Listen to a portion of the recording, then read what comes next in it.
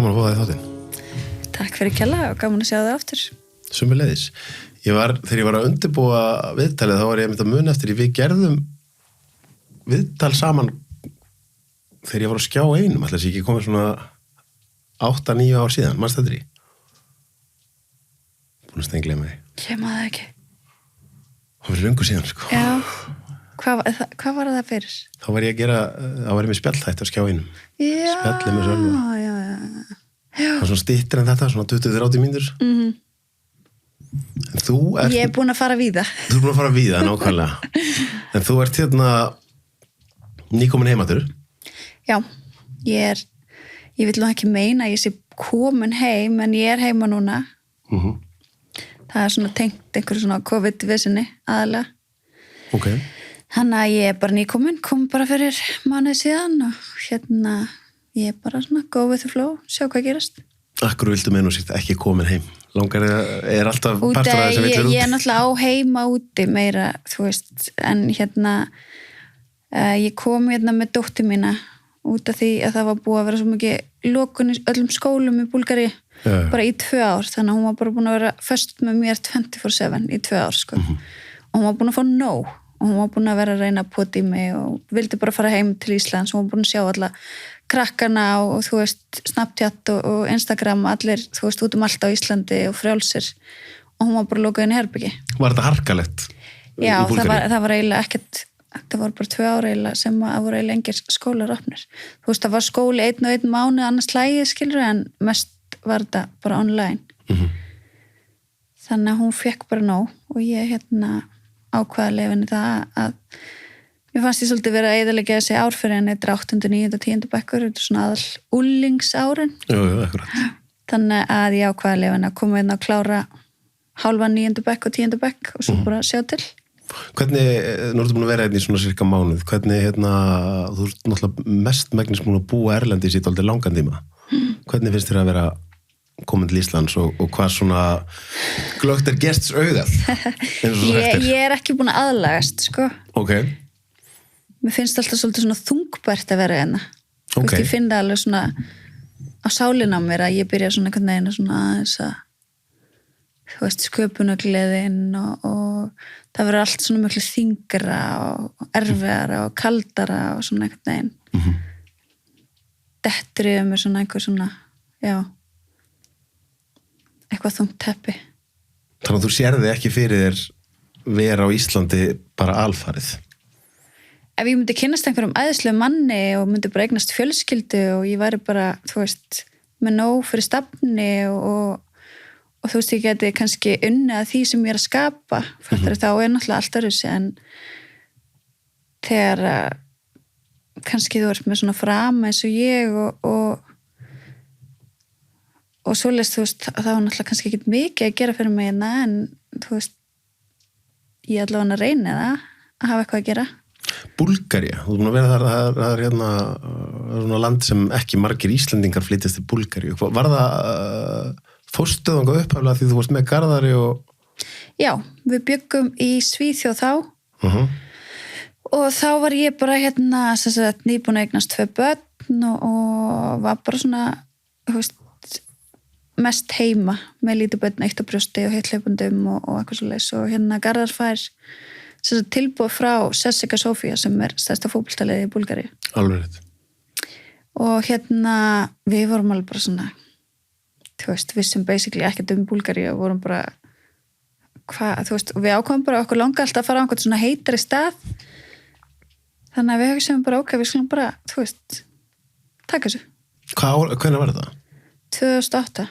2008, já. Og hvernig sko, ég kom til Sofíu 2007 ef ég mann rétt, og þá var þetta svolítið, þá var Búlgaríu á leiðin í Evrópusambandið, þá sá maður ennþá svolítið svona austantjalds feelingin og svolítið... Svaka munur núna, í dag er þetta bara eins og þú veist, rosa framali í öllu og allt ógislega flott og glæsilegt, sko. Ertu þá á þessum tíma sem þú ert búin að vera að núti, er þá í raun og veru efnahagurinn búin að vera að rúlla upp og allt að breytast mjög mikið? Það var ekki langt síðan að koma upp úr kommunistunum þess að þú ert að tala um. Akkurat. Ég held að hafi verið, þú veist, ég maður ekki alveg 10-20 árum undan og þá var allir bara búin að vera undir kommunista valdi, skilur, í, þú veist, alltaf.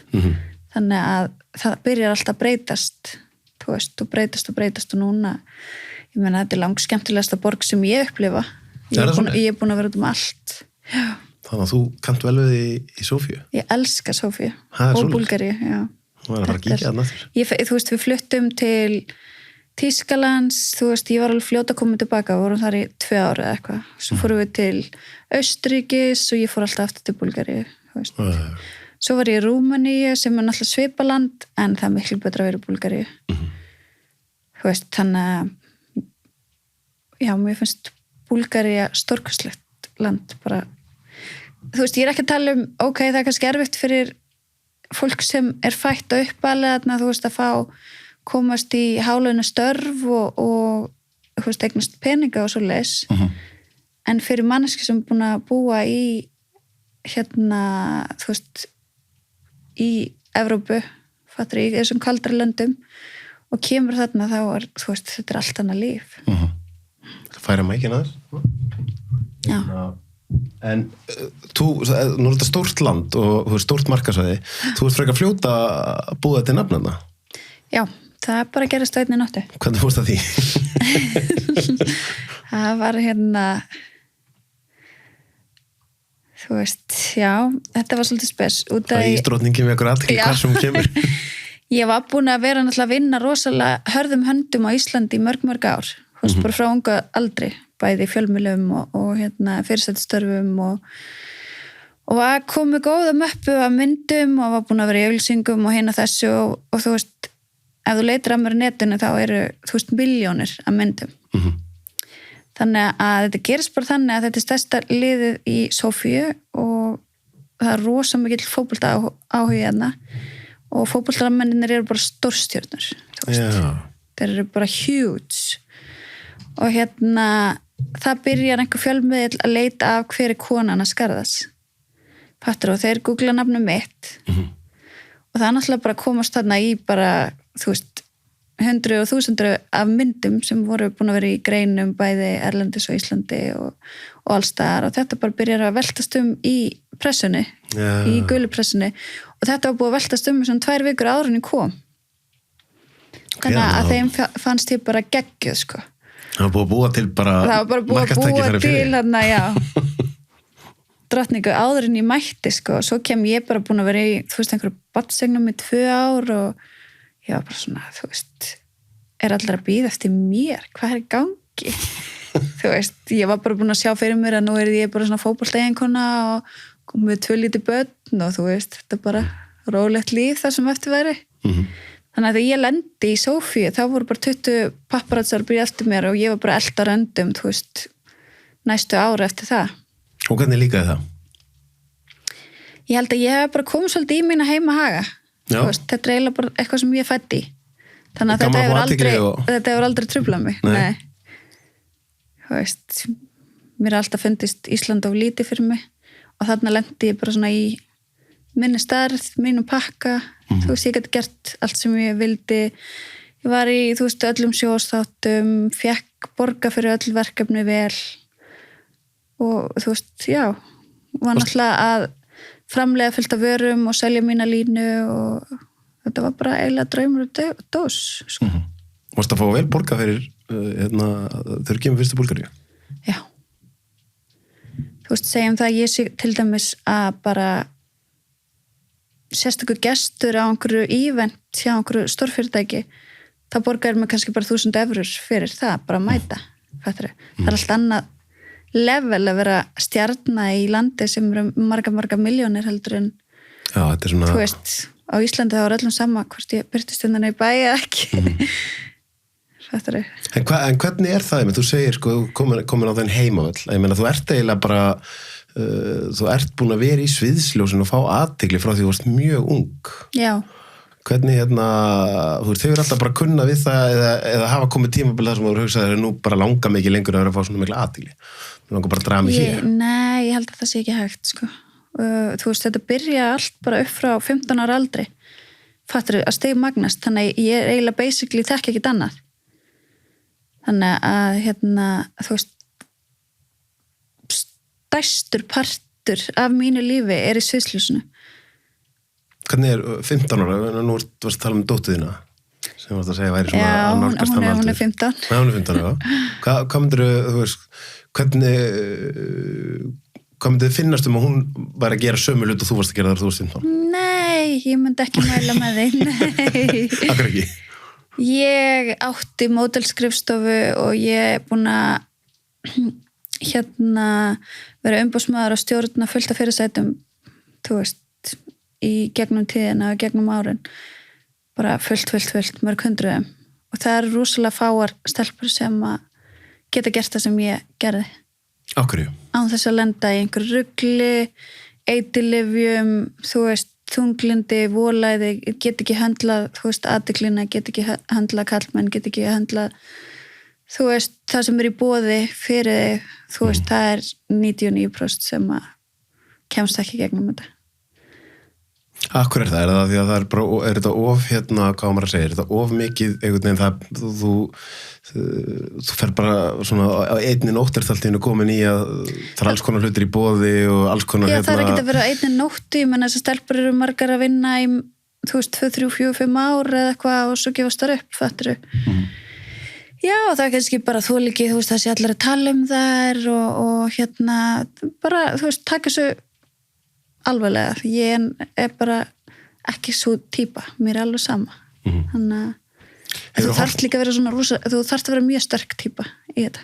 Hefurðu horft á í gegnum tíðina, hefurðu horft á margar stelpur í kringu því sem hafa farið inn í módelbransan eða þetta sem hafa fjarað hratt undan þeim, þar að segja, eins og þetta segja með fíkniefni eða endalaus case. Er þetta maður mann á sínum tíma, þá var þetta aldrei talað með mitt að ungar konur sem væri að fara í þetta, það væri mitt verið að bjóða þeim alls konar hluti, kannski mennirnir sem eru að borga allt undir að þeir jafnvel eru að fara langt yfir öll mörk og allt það, er þetta búið að breytast eða? Þú veist frá því þú varst að Ég ger mér ekki grein fyrir því út en nú er ég búin að vera sjálfstæð því þú veist þetta var náttúrulega svona á mínum yngri, ég hef ekkert verið inn í módel heiminu beint út að ég er búin að vera meira svona celebrity þú veist fyrirstætti, þannig að ég stjórna allir sjálf og það kemst ekki nálægt mér, fattar þau en ef ég væri að vinna fyrir einhverja módelskrifstofu eða eitthvað stórfyrirtæki og væri bara ráðan inn sem eitthvað módel þú veist, ég veit ekki hvernig statusin er á því núna en jú, fyrir 10 árum eða 15 árum þá gata alveg verið hættulegt þú veist að kallar myndur inn að minnstnótaði eða einhver, þú veist eða bara þú myndir lenda í einhverju rugli, þú veist áfengi eiturlyfjum minna þessu bla bla bla bla bla þú veist það er alls konar hættur í þessum heimi. Varst þú strax ég ætla að gefa mér að þessar hættur hafi verið boðið fyrir þig líka?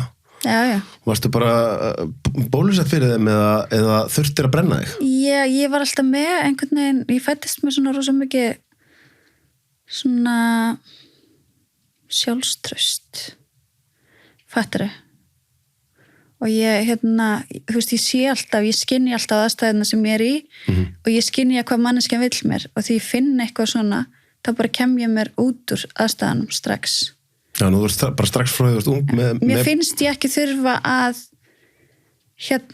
heilla einhvern eða gera einhverjum greiða eða eitthvað, ég var alltaf að hugsa hann sjálf um mig fyrst fattur þau, stelpur eru kannski, þú veist, að kreifa í að þær kannski komast aðeins lengra ef þær gera þetta, þú veist gera þetta eða hitt og eru svona að taka ánægju annara fram fyrir sjálfa sig þetta er einhver svona lína sem þú þarft að þekkja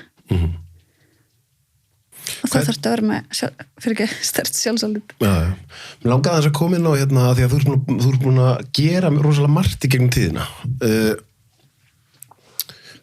að því eitt er að fara í fyrirsættustörf en annað er síðan eins og segir að búa til business úr í var það strax eitthvað sem að þið langaði að gera hvað varstu gömul þegar þú byrjar strax að hugsa einhverja viðskiptastrategíur og fara að búa til vörumerki og eins og segir veri jafnvel einhverju svona umboðsstörfum og annað slíkt Sko ég var náttúrulega alltaf verið viðlóðin business bara frá unga aldrei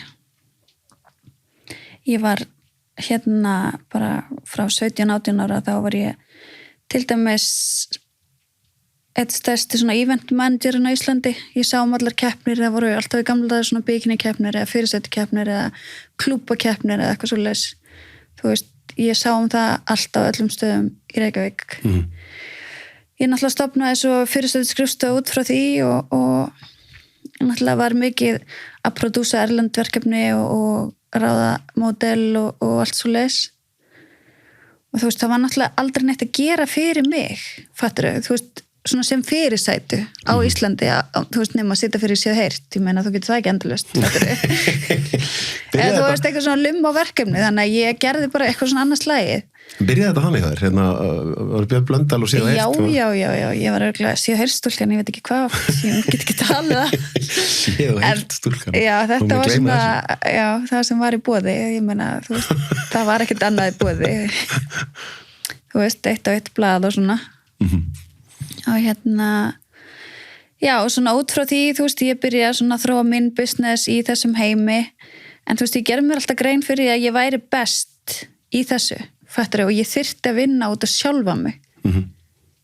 Fattarðu, ekki vera að hjálpa öllum öðrum eins og ég gerði margar stelpur frægar á þessum tíma og hjálpaði þeim og stóði baki á þeim og gerði allt fyrir þær, en þú veist, ég vissi alltaf að ég þyrfti að stíga lengra, en ég átti barn þarna og þú veist, svo var maður bara fastur á Íslandi, þú veist, þetta var erfitt á þessum tíma, þetta er náttúrulega bara eiga hérna in the middle of nowhere og þú veist, erfitt að komast í burtu.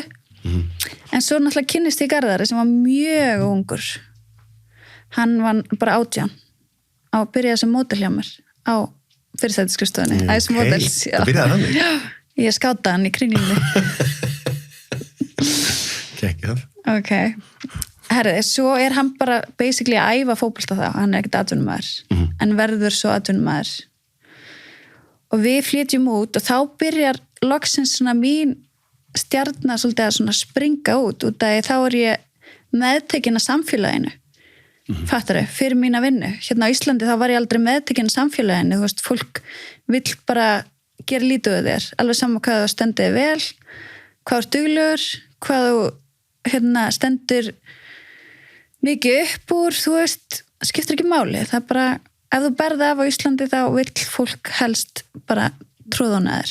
Líður eins og það verið þannig alveg frá byrjunu þér á Íslandi? Það var svolítið á Íslandi, já. Án efa, já. Þú veist, jú, ég, þú veist, er ekki þetta vorkenna sjálfur mér, ég átti alveg fullt aðdæmdum og það var nóg að gera hjá mér og svo leis, en það voru alltaf allir, þú veist, fólki var svona meira kraftsíði, þú veist, að reyna að draga úr þér, reyna að gera lítið þér, reyna, þú veist, einhvern veginn. Þú færð ekki viðurkenningu fyrir þín störf beint sem ég hef séð bara frá upphafi á Íslandi hjá flest öllum sem eru þekktir og eru að skara fram úr kannski erlendis líka, að þeir eru ekki samþyktir fyrir að verða frægir fyrir utan landstænuna. Þú veist, það er ekki fyrir en ég er honum vel þekkt í allri Evrópu að, þú veist, Ísland loksins bara, já, ok, wow, hún á forsíðan þarna, hún er, þú veist, í fullta amerískum greinum og þessu og hinn og þarna, og þá allt í einu svona... Finnst þú viðhorfið á Íslandi að hafa breyst eftir það? Já, bara breytist, bara frá svörti hvítt. Hvað einhverjir myndu kannski horfa og hugsa að þú hafi verið jafnvel að reyna að vera svona eitthvað smá kontroversial fígúra, en það er ekki þannig. Ég veit það ekki, þú veist, ég einhvern veginn hef bara alveg þann sið að gera og segja það sem ég vil aðeins að láta fólk hafa áhrif á mig. Ég ætla að segja það, sko, maður sorry, ég grípur frá mig, að ég hef alltaf upplifað þannig að þú sko, segir hluti opinberlega sem eiginlega allir myndu kannski segja heima á sér, en mjög fáir myndu segja opinberlega. Og Íslandi þýðir það að þú sért að reyna að vera kontroversial. Já, nei, ég er ekki að reyna, ég er bara ekki með filter, þú veist, mér er alveg skítsama, þú veist, ef það er einhver húsmóður, þú veist, í Hafnarfirði sem er úthúðað í sem ég er að segja, fattarðu, eða einhver annar, alveg saman hver það er.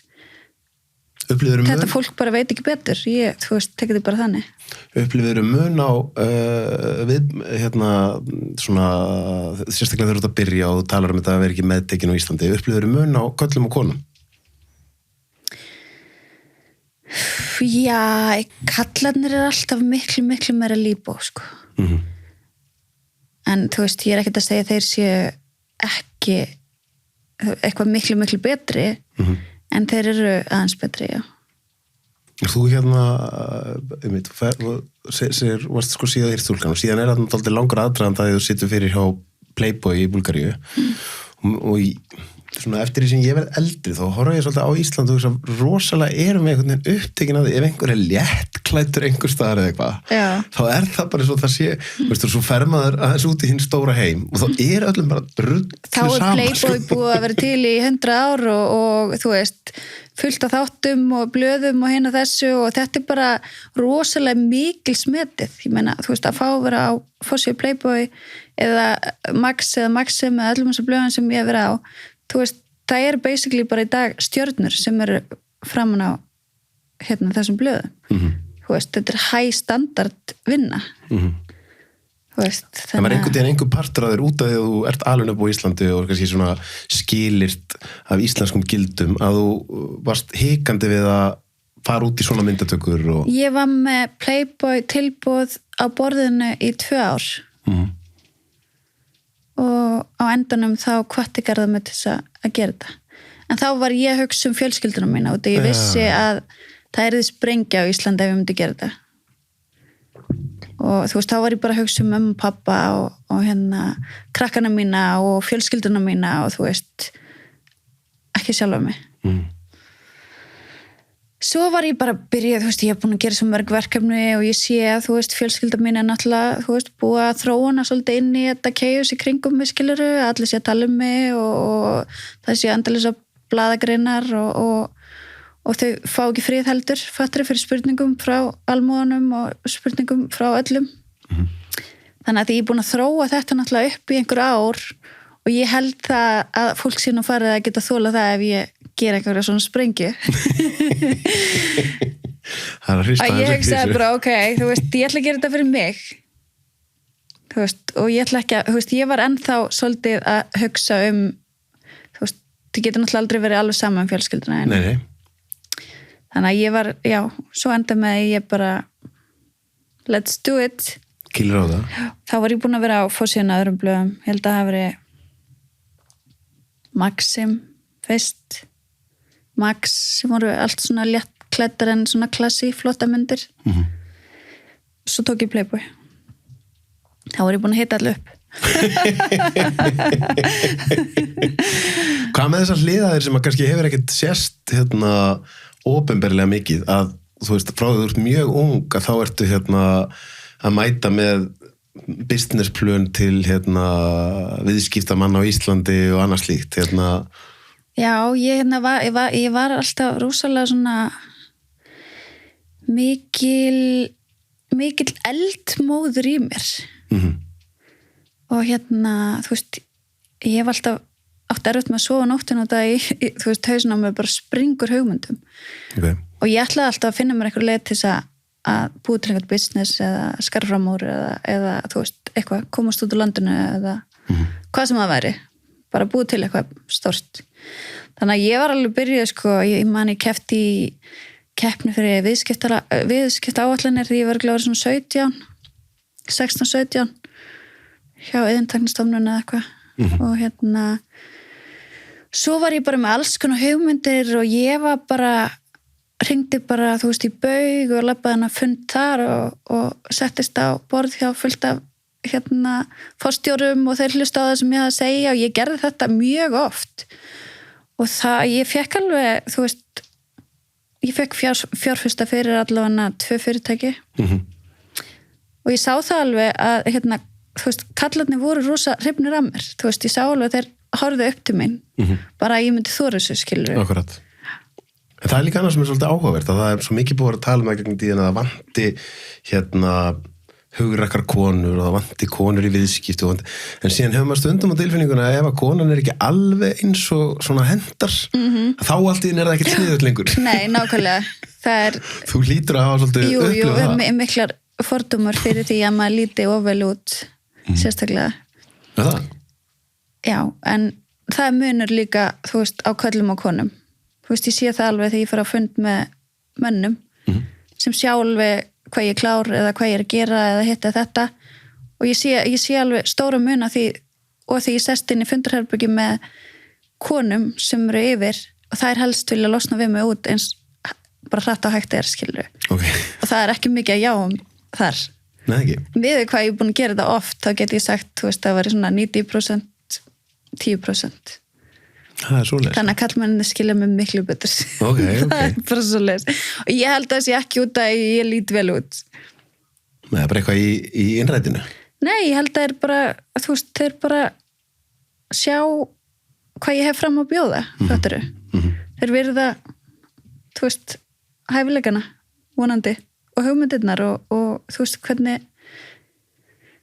ég kem, þú veist, mínum hugmyndum á framfæri. Hvernig hérna Búlgaríu tímabili síðan ferð út og þá þegar einmitt hann að spila í Seska Sofía, þú orðin stjarna í Búlgaríu, þetta stórt land og svona, segjum þetta svona, þetta flokkast náttúrulega undir bara Austur-Evrópu og svolítið svona mikið, einmitt maður hefur á tilfinningunum sér svolítið mikið fjármagn búið að vera pumpast þarna inn svona á seinni árum. Já. Þú hlýtur að lendi í sérstökum uppákomum, við komum betur inn á það eftir með vinkonuna sem þú kynnist og hvarf síðan, en bara veislur sem þeir eru boðið í og umgangast alls konar fólk, þú hlýtur að hafa Þú lítur að lendi í alls konar ævintýrum. Já, ég er mjög góð í því að lendi í ævintýrum. Okay. Ég þekki alveg rosalega mikið af rosalega ríku fólki bara út allan heim. Þannig að þú veist, ég fór svolítið inn í þann heim bara því ég var ung, sko, og það náttúrulega svakalegt að sjá þetta veldi sem í Búlgaríu, það náttúrulega svakalega ríkt fólk og glamurinn og klassin þú veist, á hæsta leveli, þú veist, það eru brinnvarið bílar og limosínur og demantar og glans og glis og þú veist, lífverðir og þú veist, það bara svona eðlilega hlutur þar, sko. Eðlilega hlutur eru með brinnvarið bíla? Já, það eðlilegt.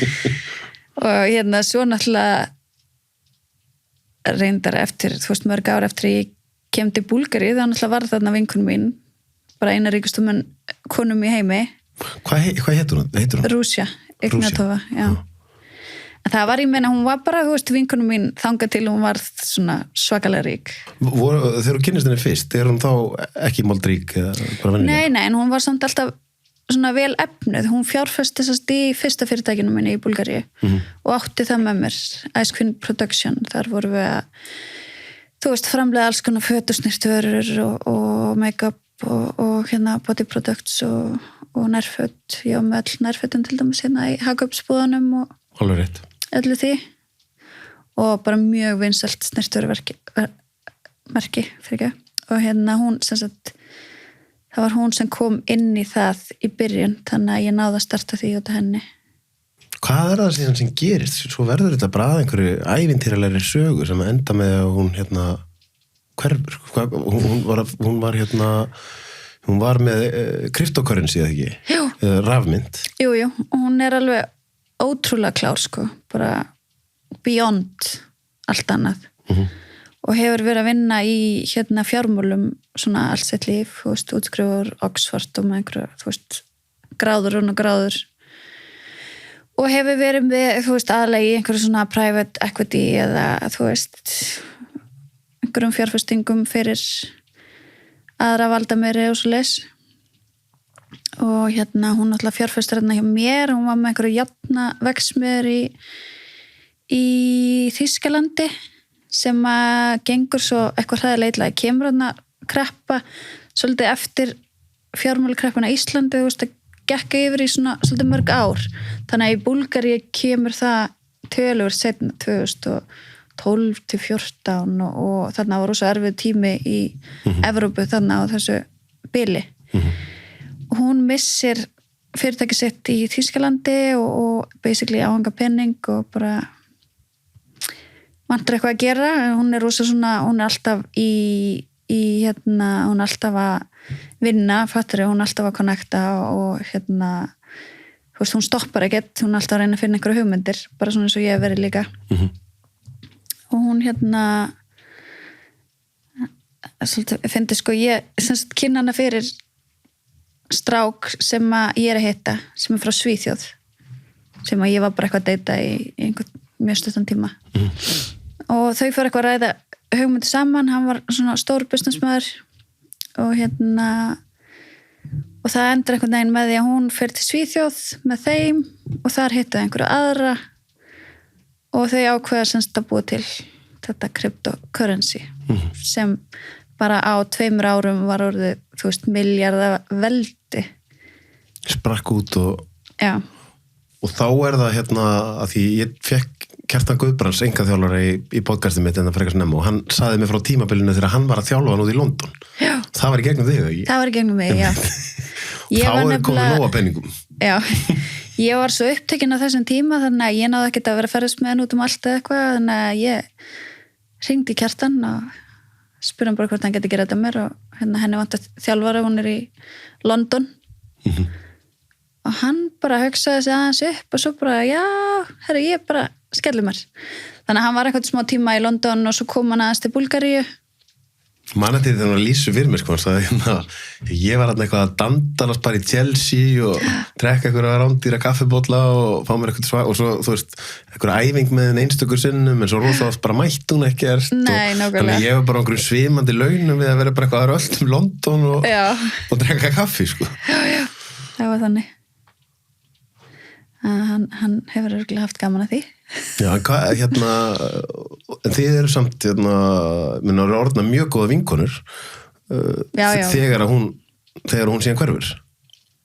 Já, við vorum náttúrulega vinkonur alveg frá 2009 þannig að hún hverfur 2017.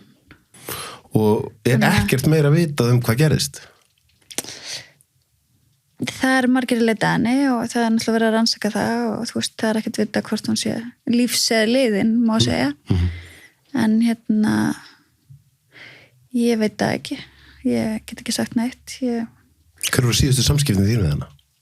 Ég var með henni alveg 2 mánuði áður en hún hvarf, sko. Þannig að ég var með henni allir tíman við eyðum yfirleitt sumrinu við Svartahafið. Hún var búin að kom með brjálega vilja þar og snekki sem var á 4 hæðum og örgulega stærri en snekkinans Pútins. Þannig að ég var bara til með krakkarna og var náttúrulega að vinna fyrir hann eitthvað og þú veist, það var aldrei neitt í kringum hann nema ég, hún vildi aldrei hafa neitt í kringum nema mig. Og svo fer ég bara, en hún var búin að vera alveg óþarlega leðileg í skapinu og ég held hún væri bara komið þunglindi og væri bara brotna undan þessu álega. Þetta var náttúrulega svo hjúts allt og hún var bara einhvern veginn að stjórna öllu og hún var bara orðin mjög svona tens og mjög skrítin. Það hefði þá væntilega verið út að það hefði verið aðdragandinn að því að hún að láta sig hverfa. Fattaru? Heldur hún hafi verið orðin paranoid að hafa einhver vilja drepa hana? Eða? Já, hún var búin að vera það lengi. Já. Ég vissi alveg því, sko. Við vorum alltaf á 2 brimverðum jeppum með, þú veist, kannski 10 lífverði. En af hverju var það? Þú veist? Það bara þegar þú ert svona rosalega ríkur í Austur-Evrópu og þessum stöðum, þá bara fólk, það vilja allir piece of you, fattaru? Og það alveg fólki rænt fyrir lausnagjald eða það bara fara með því í bankan, skilur og þú ert bara látum taka út. Það alls konar hættur. Þú veist, kannski var einhver sem tappaði peningum út af henni sem vill drepa hana. Þú veist, fólk ekkert svona eins og á Íslandi. Það miklu, þú veist, þetta miklu meira svona wild. Einmitt. Þessi heimur, sko. Eru einhverjar, telur þú einhverjar líkur á hún síðan þá á lífi? Mér finnst það. Þó það sé liður svona langur tími? Ég vil halda það að hún síðan þá á lífi, sko. En mér finnst samt á móti koma að mér finnst það rosalega skrítið að hún sé ekki búin að reyna að ná mig á einhvern nátt og ég veit hún er ekki búin að reyna að ná dóttur sína eða neitt svoleið, sko.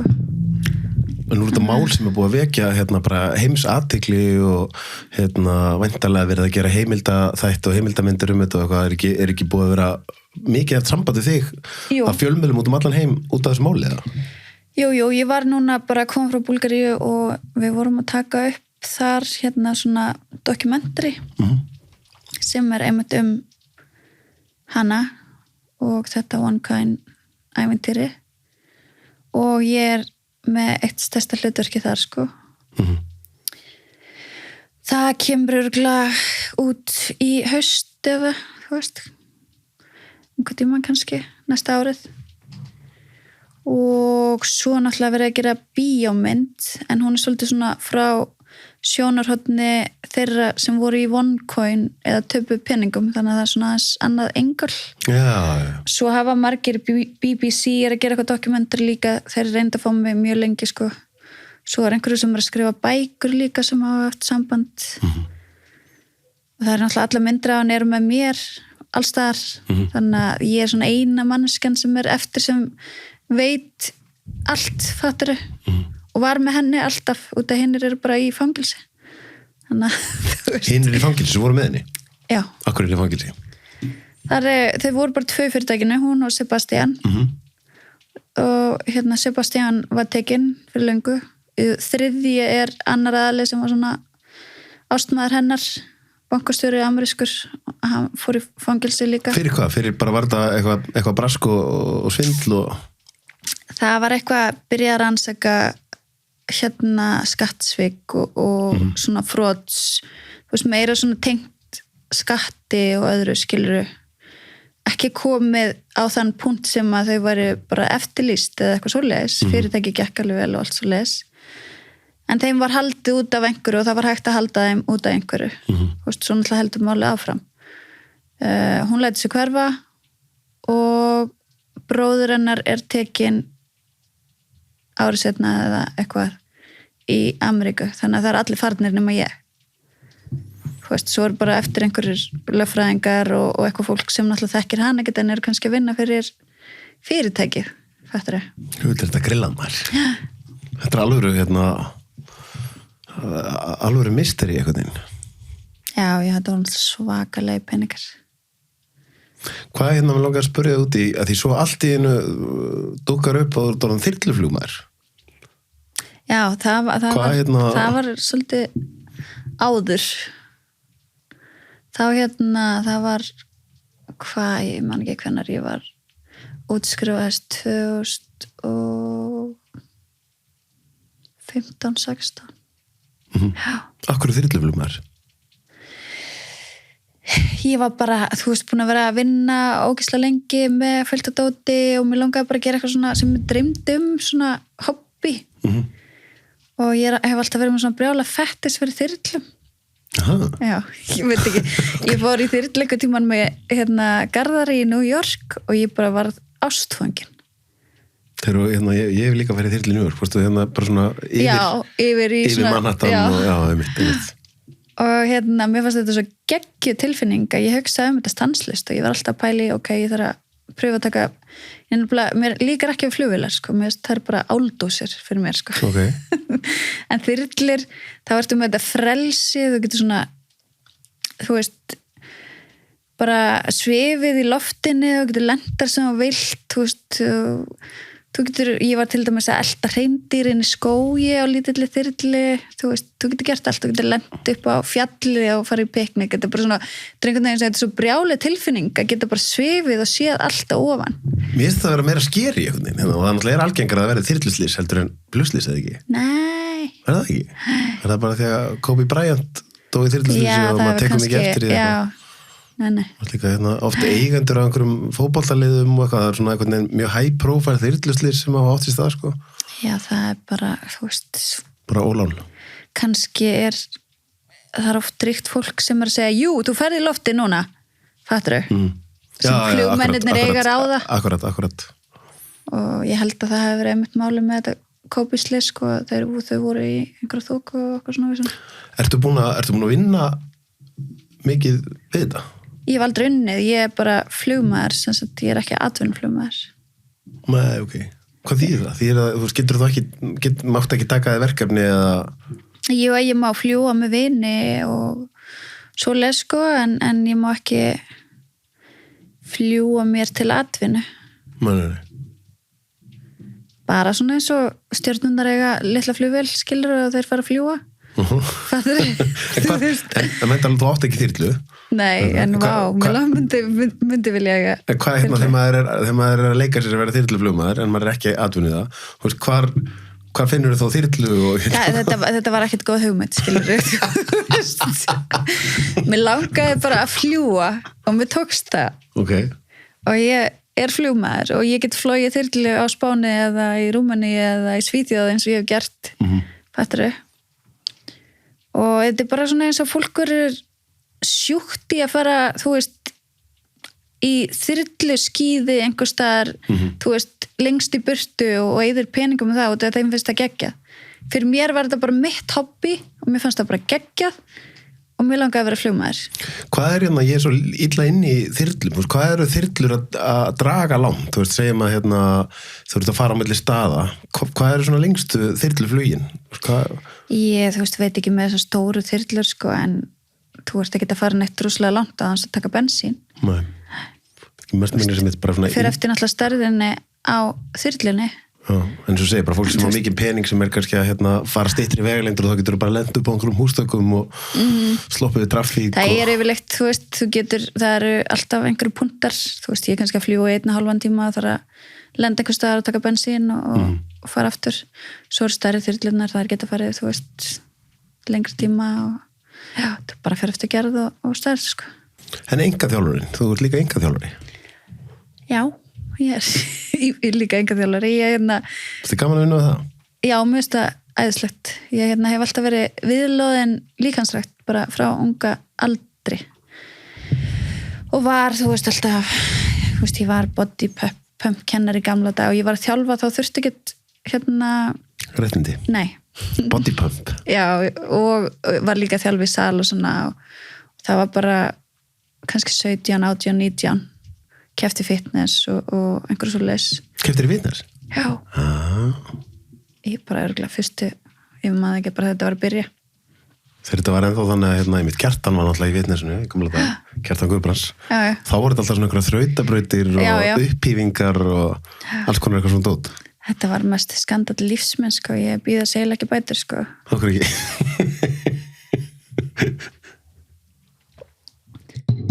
Sko, ég var búin að æfa, við fengum smá tækifæri á að æfa brautina og ég stóð með ógeðslega vel, ég var alveg viss um það að ég myndi vinna og þú veist, ég hefði örugglega en hérna svo náttúrulega kemur glamurinn í mér upp og ég var með 2 skó með mér og ég var búin að vera að æfa í einhverjum Nike skóm sem voru mjög góðir og með svona góðu gripi en mér fannst það ekki passa alveg fötinu mín þannig að ég fór inn í klefa og ég var með aðra svarta striga sko sem voru hérna svona flatbotna en ég var ekki að pæla í því það var bara svona slétt undir með einhver riflur og hérna ég hleyp á stað og ég á klifur yfir svona vegg með kali og ég bara spóla og ég kemst ekki upp helvitis veggin þetta var hræðilegt moment þannig að ég tók þarna þú veist mínútu aukalega eða eitthvað og komst ekki upp veggin sem ég loksins gætt brölt yfir og svo tók ég hitt bara mjög vel allt en tíminn náttúrulega eðilega allt og hérna ég fokkaði þessu upp sko ég hef alltaf verið að hugsa um þetta þú veist, afturinn í hausnum á mér þú veist, hvernig gati ég gert þessi mistök Dívan í þér Dívan í þér, ekki? Já, hún rústaði þessu En hvernig hérna engaþjálfun og svona, hvað hefur alltaf verið að pæla mikið í heilsu það?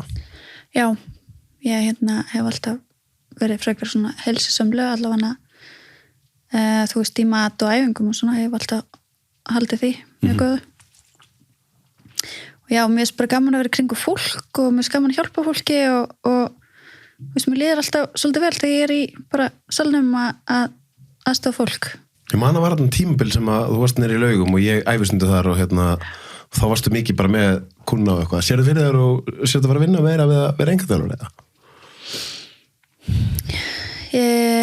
Ég væri alveg til í að gera það en hérna þú veist þeir settu á þessum tíma ég hætti í velklass og þeir settu á eitthvað gólgjald þannig að maður þurfti að borga 100 skall á mánuði fyrir að vera þjálfari þar og það voru margir sem hættu út af því og ég var bara að þjálfa á mótnana þannig að þú veist það tekur ekki að vera með 3, 4, 5 kuna og borga meir en helmingin á því fyrir leigu Einmitt.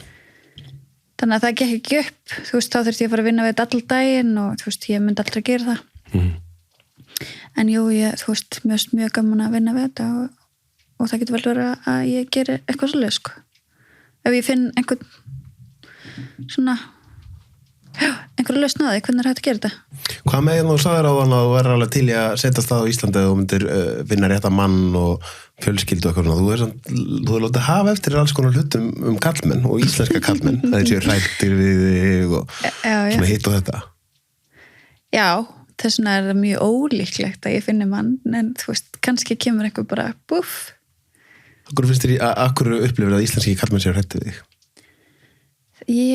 Þú veist bara sé það og ég finn það Hvernig þá? Ég veit ekki, þú veist þetta er bara svona einhver þeir, þú veist, kannski er ég of mikið fattaru, þeir eru hræddur að þeir sé ekki nógu góður fyrir mig, þeir eru hræddur að þeir sé ekki nógu ríkir fyrir mig, þeir eru hræddur að þú veist, get ekki höndla mig, fattaru, þeir eru hræddur út af afbrýðsemi fattaru, þeir eru hræddur út af öðrum mönnum, þú veist, þeir eru fullt af hlutum sem ég hef heyrt, skilur Er hægt að alhæfa svona íslenska kallmenn? Nei, ég ætla ekki að alhæfa það en þú veist, þetta er bara algengt hjá mér að ég lendi í þessu Fattur, ég er ekki að tala ég er að tala mig að ég er náttúrulega kannski þú veist, svolítið svona sterkur persónleiki þú veist, ég er ekki að tala aðra konur ég er að tala mig Svo náttúrulega kemur örgulega líka þetta, þú veist, af því þú ert búin að vera mjög áberandi gegnum tíðina og svona, þá náttúrulega, fyrir mjög marga er örgulega bara ákvörðun einmitt að ef þú ert allt í einu að fara á date með einhverjum eða út að borða, þá sitt allt í einu með einhverjum og það getur bara endað í fjölmiðlum eða whatever, það er ekkert allir til í það, sko. Nei, það er alls svona sem skilur alveg, sko. Já. Þannig að þetta er ekkert einfalt. Nei. Ertu eitthvað að spája þú hefur sagt mér frá því að þú hafa verið beðin að skrifa ævisöguna en að nokkru sinnum minna Ertu eitthvað farin að bæla í því það? Já, ævisagan er alltaf í rassvasunum hún náttúrulega verður búin til á einhverjum tímpunkti ég var alltaf að hugsa svona í kringum 50 þetta líður ótrúlega rætt nú er ég orðin 42 Þannig að það ákoma náttúrulega öll svona alvöru ævintýrin á borð þó ég hafi tekið 1000 viðtölum þá er margt í felum sem að á eftir að koma í bókinni. Það er svoleiðis. Myndir ef þú gerir ævisögum, myndir það fara all in? Já, það er þau. Öll ástarævintýrin og mennirnir og já, alls konar annað sem að ég hef ekki gefið upp sem ég geymi fyrir útgáfu bókarinnar. Hvað heldur að það myndi þóla dagsljósið? Hvað heldur að vera margir skjálfandi á beinunum með því það? Það er örugglega einhverju stressaðari við því, já. Mér finnst það líklegt. En ég er nú ekki illgjörn eða neikvæð manneskja þannig að þú veist, ég hef ekki upplifað neitt slæmt þannig að það er enginn að fara það er bara kannski upplýsingar sem fólk vil kannski ekki koma upp á yfirborðið. Nei, þunn lína hvenær maður er að stíga einhverja tægir en maður hugsa samt eins og með íslenskar svona ævisögur, ég hef nú skrifað 2-3 ár að fólk þetta er ekkit mikið sem maður sér sko stundum erlendar ævisögur og þá er bara það farið all in bara og fólk er náttúrulega hrætt við það er mjög oft búið að fegra þetta rosa mikið þegar það er verið að gera ævisögur á Íslandi og maður skilur að vissu leyti og náttúrulega kannski bæði að þú ert með ef þú átt og annað og líka bara vil kannski ekki stíga og mikið á tæra á einhverjum og svona sko. Þess vegna held ég að sem miklu betri hugmynd að gera bíómynd mitt líf, ekki bók það er miklu skemmtilegri og meira spennandi bíómynd. Heldur það? Mafíurnar í Austur-Evrópu, þú veist, milljarðarnir, Playboy, ástarævintýri við ríkastu menn Íslands. Ríkastu menn Íslands? Þú veist, og alls konar. Hanna kom eitthvað upp úr þér. Þú veist, það er ýmislegt. Mafíur, eru mafíur, Byssur, já. Austur-Evrópu. Já. Þú veist, hvernig er svona hugmyndir fólks mafíur eru þær þú veist, er þín reynsla af því sem þú er upplegað til dæmis þessi Búlgari, að þetta sé mikið ólíkt. Alvöru mafjur, já. Alvöru mafjur? Alvöru mafjur. Þetta ekki eins og undirheimar Íslands, nei. Ok. Þannig að... Þú veist, þetta alvöru mafjur. Leigumorðingjar og... Já, fólk bara tekið að lífi, þú veist, ef það eitthvað vesenast inn á villisum stað. Sjæsi. Þannig að það alls konar svona sögur, sko. Þú veist, ég man eins og til dæmis að ég var á klubb í Búlgaríu og það rosa mikið að valda miklu mönnum þar, sko, sem stjórna öllu bara. Og við vorum örgulega 15 eða 20 stelpur saman. Voru nýkomnar inn á klubbinn og settumst allar og allir í brjáluðu stuði og ég veit ekki hvað og svo tvær eitthvað að tala af einhverju aðra og þú veist, og svo sé ég bara allir rísa upp og það bara tekið hendina á mér og ég bara dregin út. Fattir og ég bara, hvað í gangi? Og þú veist, skildi ekki neitt í neinu og þegar, þú veist, mér það bara að fara í stóðum, þú veist, svo sé það bara verja mig og mér bara, þú veist, út með mig og allir sveittir. Ok. Og þá var bara einhver mafíósi sem var hinum meginn í salnum sem vildi mig. Og það var bara einhver sendur yfir, þú veist, til að sækja mig og þeir eru þekkti fyrir það að, þú veist, þessar konur eru kannski ekki að skila sér tilbaka fyrir seint og síðan mér þegar það er búið að gera það við þar sem þeir vilja gera, skilurðu. Okay. Þannig að þú ert komin í hendurnar af þeim, þú veist, þá ert ekki að fara að stjórna neina sjálf, sko. Ok. Og hvernig komstu þér út úr þessu? Það er björguðu mér, stelpunar. Og ég komst út sem fyrir fyrst. Þú slappst, já. Hvað svona í lokin, ertu búin að ákvæða hvað ætlar að vera lengi á Íslandi? Þú sagðir í byrjun að þú væri nú lítur ekki svo að þú væri alveg komin hingað til að vera. Nei, ég held að ég verði nú alltaf með annan fótinn í Búlgaríu. Ég bara ger mér enga grein fyrir því. Ég ætla bara að vera svolítið svona go with flow. Ég þarf að reyna náttúrulega að kannski finna mér eitthvað skemmtilegt verkefni og reyna það allavega og já, ég er orðin svo róleg núna, ég er náttúrulega orðin gömul og þú veist, ég er meira bara svona, þú veist, ég er búin með öllu þessi viðskiptaævintýri þú veist, ég er búin að gera allt sem ég langar til að gera og þú veist, nú er ég bara svona go with the flow og bara sjá hvað ævintýri kemur næst. Af hverju þú er búið í þó nokkuð mörgum löndum? Hvað það? Þetta er bara svona örstuð lifturæða til þess að peppa Búlgaríu. Hvað það sem gerir Búlgaríu svona aðeinslega fyrir þig? Sko, það er náttúrulega rosalega stutt að fara á skíði, það er bara brjála skíðsvæði 2 klukkutími burtu, þú keyrir á ströndina og það er Svartahafið þar og öll strandlínan sem er mjög stór, sko, þannig að þú ert bara 3,5 tíma þú ert komin á brjálaðislega flott svona sólarrisort, sko. Og Sofía er rosalega glamurous, það er alveg geggjaða matur þar, þú veist, það er brjálaðislega næs veður. Þú veist, það er rosalega flotti restaurantar. Það er rosalega mikið mannlíf, þú veist, það er alltaf tónlist úti í öllum görðum, það er svona fallegi garðar út allt sem fólk bara chillar í og það er svona einhvern veginn mannlífið er svo klikkað, það er svo ánægilegt, það er svo mikið svona gleði alltaf í loftinu. Ok. Og svo náttúrulega hef ég náttúrulega skapað mér sess þar, fattarðu, þannig að fólk þekki mig og ég fæ verkefni og ég get unnið og þú veist flesti þekki mig þannig að þú veist veðrið og líka verðið það er ódýrt ennþá? Mjög ódýrt. Já. Það er bara, ég kem alltaf því landa á Íslandi þá er ég bara svona guðmur almáttur, ég kaup mér, þú veist, flottasta salat í heimi í Búlgaríu á þú veist, 7-8 lefur sem eru kannski 4 evrur og ég kem hér og ég borga 3.500 eða 3.900 fyrir kjúklingasalat, skilur. Fyrir utan það að kaup mér hvítinsglas með, þá er það bara komið upp í hátt í 2 skall núna hvítinsglasi sem er, þú veist, 16 eða 1800 kall sem er bara rugl. Þú veist, og maður er bara svona, vá, þú getur ekki gert neitt nema að vera bara heima hér. Ef það spurja þig í lokin, spyrstundu fólki í lokin, að því þú ert búin að tala um dóttiðin á þannig svona, ef þú værir að gefa sjálfriðir, ef þú værir að gefa ungri sjálfriðir ráð, segjum bara 16-17 ára Ásdís-Rán, komið með alla reynsluna sem þú ert komið með núna, og ef hún myndi nú hlusta á þig, hvaða ráð heldur þú myndi gefa henni?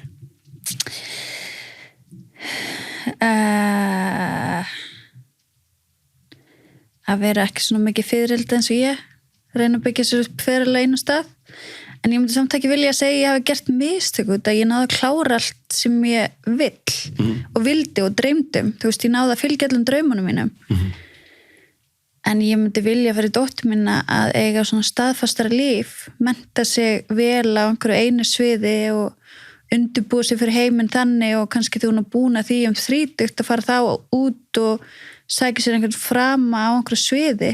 Þú veist, ég er búin að vera búin að eiga 20 fyrirtæki og ég mennti öllu og ég er búin að vera út allan heim og þú veist, það allt út allt, skilurðu. Þannig að ég er ekki svona sem að ég hefði kannski, hefði verið miklu sniðri hugmynd. En þú veist, hvað er rétt og hvað er ekki rétt, veit ég ekki. Ég meina, ég er bara það sem mér finnst svona most important er að þú fáir allavega tækifæri til þess að upplifa draumana eina. Fattar þau? Að þú sérst ekki hræddu við að gera það sem þið langar að gera, eða langar að flytja erlendis, eða langar að gera þetta, eða langar að gera hitt. Þú veist, það er svo margir sem eyða öllu lífinu í bara að sitja á einhverju skrifstofu og dreymir að gera 100 hluti sem þau gera aldrei svo dreipast þær. Ég er búin að gera allt. Allt. Er það ekki góð að loka? Þegar ég drefst á morgun, þá bara er ég sátt. Góð lokaorð. Gaman að fá það heim svo. Takk fyrir það.